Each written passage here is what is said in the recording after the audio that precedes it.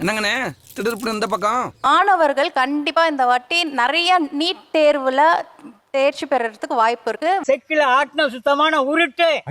அதே மாதிரி கண்டிப்பா காரங்க வீடு வாங்குவாங்க. நீ உருட்டுமா, உன் நல்ல மனசுக்கு நீ தான் ஜெயிப்ப. சொத்து வேண்டானாலும் தானா வந்து அவங்களுக்கு அமையும். சொல்லி முடிக்கிற அந்த பாடி லாங்குவேஜை மியூட் பண்ணிட்டு பாலாஜி பேசுறத பார்த்தா, ஐயோ சாரிங்க, சாரி. It's okay. உங்க வாழ்க்கையில் எல்லாமே சிறப்பா நடக்கும். ஓஹோன்னு நீங்க வருவீங்க. இனிமே தான் உங்களுக்கு அற்புதமான காலகட்டம் வரும்.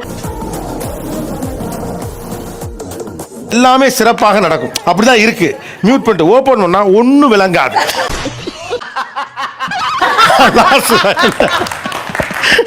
நம்ம கட்டம் எப்படி வேலை செய்யுது, ராசி பலன்கள் எப்படி இருக்கு,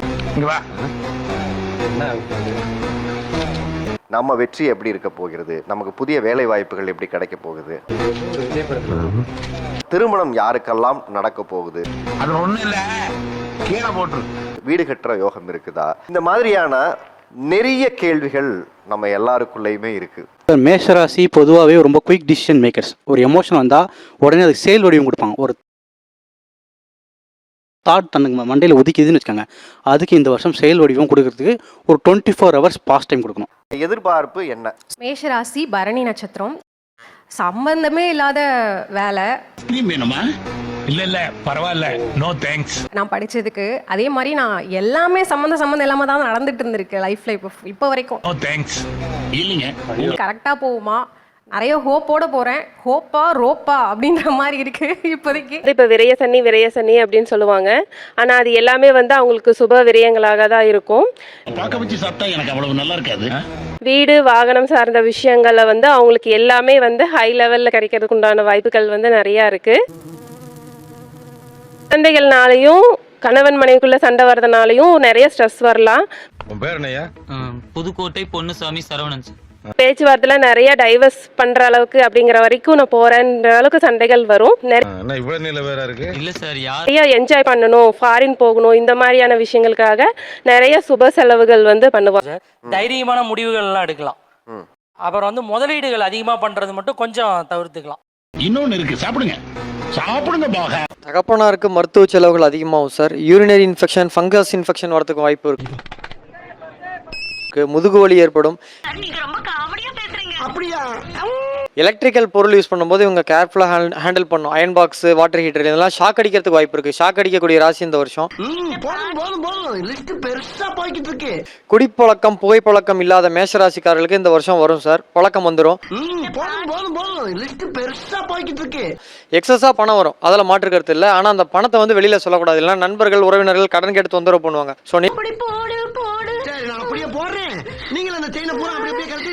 இடம் வாங்கும்போது கவனமா இருக்கணும். வழிபாதை பிரச்சனை வரதுக்கு வாய்ப்புகள் உண்டு. திடீர்னு அவங்களுக்கு ஒரு அதிர்ஷ்டம் வர்றதுக்கு வாய்ப்பு அதிகமா இருக்கு.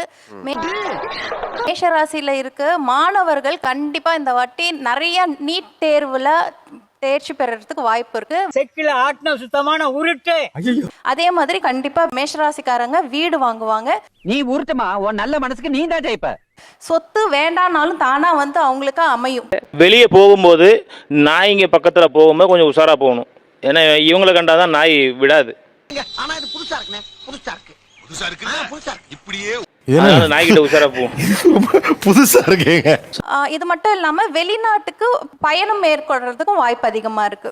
9 மாசமா இது நடந்துகிட்டு இருக்கு. எல்லாத்தையும் கூட்டி கழிச்சு பார்த்து வெளிநாட்டு விஷயம் பத்தி இப்போதைக்கு நான் எதுவுமே யோசிக்கல. ஆனா அப்பாவோட சொத்து விஷயமா ஒரு பேச்சுவார்த்தை போயிட்டு இருக்கு. ஒரு மனிதாபிமான அடிப்படையில அதுக்கு மட்டும் நான் உறுதியாக வருகிற மே மாசத்துலேருந்து அக்டோபர் மாசத்துக்குள்ள அந்த பஞ்சாயத்தெல்லாம் முடிஞ்சு உங்களுக்கு அந்த சொத்து கைக்கு வரும். மேஷத்துக்கு வந்து இந்த ஸ்ட்ரெச்சிங் நடக்கிறாங்களோ தெரியாது, ஸ்ட்ரெச் பண்ணிக்கணும். ஆனால் பாடியில் பெயின் ஆரம்பிக்கும். ஃப்ரோஷன் ஷோல்டர்லாம் அதிகமாக வரக்கூடிய ராசியில் மேஷம் வரும். ஜாயின்ட் பெயின்ஸ் கொஞ்சம் பார்த்துக்கணும். தொழில் விஷயத்துல கண்டிப்பா ஒரு தொழில் இல்லாம 2 தொழில் அமையும். உங்களை நம்பி நிறைய ஃபண்டு கொடுக்கக்கூடிய நேரம் இது. நான் 15 நினைச்சேன். 15 ஃபண்டு நிறைய வரச்சா நிறைய ராங் டைவர்ஷன் வரும். அதுல மட்டும் கொஞ்சம் கேர்ஃபுல்லா பாத்துக்கணும். திருமண வாழ்க்கை, காதல் அது ஏதாவது கை கூடுமா ஐயா? எனக்கு என்னைக்கு பைத்தியம் முடிக்க போகுது தெரியல. என்ன மணி அடிக்கிறாங்க. மேஷராசிக்காரங்களுக்கு, பரணி நட்சத்திரக்காரங்களுக்கு அது கொஞ்சம் டேமேஜா தான் போயிட்டு இருக்கு. இல்ல எப்போதுமே காதல் ஃபெயிலியர் ஆகிற நட்சத்திரம் பரணி. வட்டத்துக்கு ஒரு செயலாளர் இருக்கும்போது சதுரத்துக்கு ஒரு செயலாளர் வச்சா அவங்க குடியாமலே போயிடும். Correct correct. அதனால ஆசைப்பட வேண்டாம். ஆசையே பட வேணான்றீங்களா? ஆமா, ஆமா. ஆசையே படக்கூடாதா? சரி அது ஹலோ, நான் ரொம்ப சீரியஸா பேசிக்கிட்டு இருக்கேன் சார். நான் ஆசைப்படல, அப்பா அம்மா ஆசைப்படுறாங்க. அது மாதிரி ஏதாவது அப்பா நடக்கும். அம்மா ஆசைப்பட்ட இடத்துல உங்களுக்கு கல்யாணம் ஆகும். ஓகே. ஏன்னா எப்படி பேசினாலும் கேட்டு போறானே. மேக்ஸிமம் பரணிக்கு 90% லவ் மேரேஜே கிடையாது. லவ் மேரேஜ் வேணாம், மேரேஜ். மேரேஜ் கட்டாயம் உண்டு. அதான் வேணும். நான் மேட்ருக்கு வர்றேன். உள்ள இப்படி வந்துருச்சு, லவ் மேரேஜ் வேணாம், மேரேஜ் நடக்குமா? ஏதாவது ஒண்ணு. இந்த நீ சரியான ஆம்பளையா இருந்தா எங்க அண்ணன் ஒத்தவத்தை மோதி பாடுறான். 7 சனின்னு ஒண்ணு மேஷத்துக்கு அல்ல, அதுதான் ஆரம்பிச்சிருக்கு. நான் பயப்பட வேணாம். ஏன்னு கேட்டீங்கன்னா உங்களுக்கு விரயச்சனியா இருக்காரு. ஓகே. நீ ஒரு அப்பா ஆத்தாளுக்கு பிறந்தா நேரா எங்க அண்ணன் வந்து மோதி பாடுறா பாப்போம். அந்த விரயச்சனியை குரு பார்க்கறதுனால அந்த விரயங்கள்ன்றது நல்ல விஷயமா நடக்க போகுது. என்னடா பெரிய அட்ரஸ்.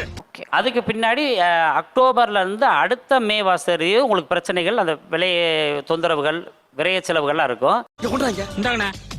ஹலோ, இது எல்லாம் பொது பலன் தான். ஸோ இந்த ராசி பலன் வந்து பார்த்ததுனாலே எவ்வளவு நாளா தொழில் பண்றோம் மறப்பமா நாங்க. நம்ம வாழ்க்கை அவ்வளோதானா? இந்த ராசி பலன் சொன்னதுனாலேயே ஓஹோன்னு இருக்க போகுதா? இது ரெண்டுக்கும் இடையில நான் சொல்ற ஒரு விஷயம் என்னன்னா, நீங்க ஊருக்கு போயிட்டு வந்து பாருங்க சார், அப்படியே ஷாக் ஆயிடுவீங்க. இதெல்லாம் ஒரு கைடன்ஸா எடுத்துக்குங்க, அவ்வளவுதான். மேசராசிக்காரர்களுக்கு கிரகநிலைகளின் அமைப்பை பார்க்கும்போது உறுதியாகவே 2026ஆம் ஆண்டில் சனியின் அமைப்பு சாதகமற்ற ஒரு அமைப்பு தான். 7.5 சனியாக, விரய சனியாக முழு பலத்துடன் சனி பகவான் வலம் வரப்போகிறாருங்க. எனவே விரய செலவுகள் நிச்சயம் அதிகமாக தான் இருக்கும். விரய செலவுகள் சார்ந்த விஷயங்கள்ல உறுதியாக பெரிய அளவுல கட்டுப்படுத்த முடியாத ஒரு சூழல் தான் இருக்கிறது. கடன் வாங்கி கூட சில விரய செலவுகளை மேற்கொள்ள வேண்டிய சந்தர்ப்பம் உண்டு. அது சுப விரயங்கள் கூட இருக்கலாம், அது தேவையற்ற விரய செலவுகளாகவும் கூட இருக்கலாங்க. எனவே 7.5 சனி என்பதால் கூடுதல் கவனத்துடன் இருக்க வேண்டும். விரய சனியின் ஆதிக்கம் நிறைந்திருக்கக்கூடிய இந்த தருணம் நிச்சயம் சற்று சாதகமற்ற அமைப்புதான். ஆனால் அதே வேளையில் குரு பகவானை பொறுத்த வரைக்கும் முற்பகுதியில் 3லும் பிறகு 4, 5லும் வலம் வரப்போகிறார். 4ல் உச்சபலமும் 5ஆம் இடத்திலும் வலம் வரப்போகிறாருங்க குரு பகவான். குருவினுடைய அமைப்பை பொறுத்த வரைக்கும் இந்த வருடத்தின் முற்பகுதி சற்று சாதகமற்ற சூழல் என்றால் பிற்பகுதியில் 7.5 சனியால் ஏற்படக்கூடிய பல பாதிப்புகளை அவருக்கு நேர் எதிராக பலம் பொருந்திய அமைப்பில் குரு வலம் வரப்போகிறார். குரு பகவான் மிகவும் சாதகமாக வலம் வரும் ஒரு ஆண்டாக நிச்சயமாக பார்க்கப்படுகிறது. இந்த இரு கிரக நிலைகள்ல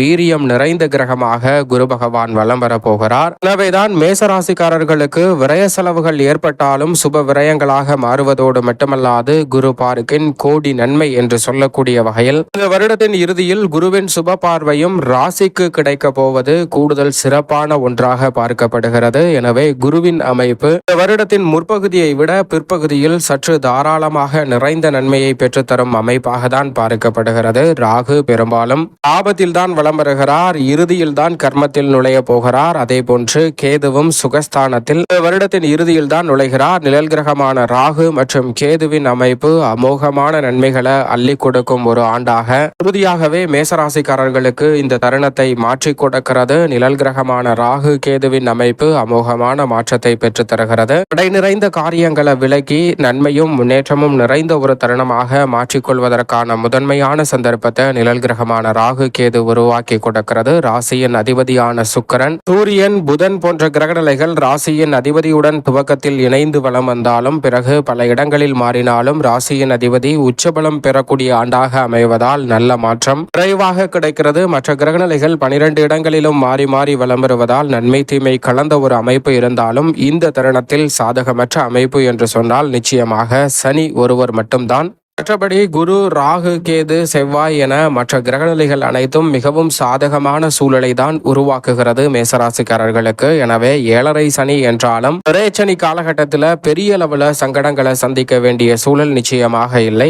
இந்த தருணத்தை மேலும் சாதகமாக மாற்றிக்கொள்ள வேண்டும் என்றால் உறுதியாகவே மேசராசிக்காரர்கள் நிச்சயமாக இந்த வருடத்தின் துவக்கத்தில் இருந்து மாதத்தில் ஏதோ ஒரு சனிக்கிழமை நிச்சயமாக விரதம் இருந்து அருகாமையில் உள்ள சனி பகவான் அல்லது ஆஞ்சநேயர் சன்னதி சென்று தீபம் ஏற்றி வழிபாடு செய்வதோடு சனிக்கிழமையில் மதியம் 1:30 மணிக்குள் யாரேனும் ஒருவருடைய பசியை தீர்க்கக்கூடிய வகையில் அன்னதான உதவி செய்யுங்கள். நிச்சயமாக 7.5 சனியின் பாதிப்புகள் விலகி நீங்கள் எதிர்பார்ப்பதை விட மிக சிறப்பான முன்னேற்றம் உங்களுடைய வாழ்வில் அற்புதமாக கைகூடும். மேசராசிக்காரர்களுக்கு இனிமையான ஆண்டாக உறுதியாகவே அமையும். கவலை இல்லாமல் பல காரியங்களை முயற்சி செய்யுங்கள். வெற்றி வாய்ப்பை குரு உள்ளிட்ட பல கிரகநிலைகள் ஏற்படுத்தி கொடுக்கிறது. சரியாக பயன்படுத்திக் கொள்ளுங்கள் மேசராசிக்காரர்கள்.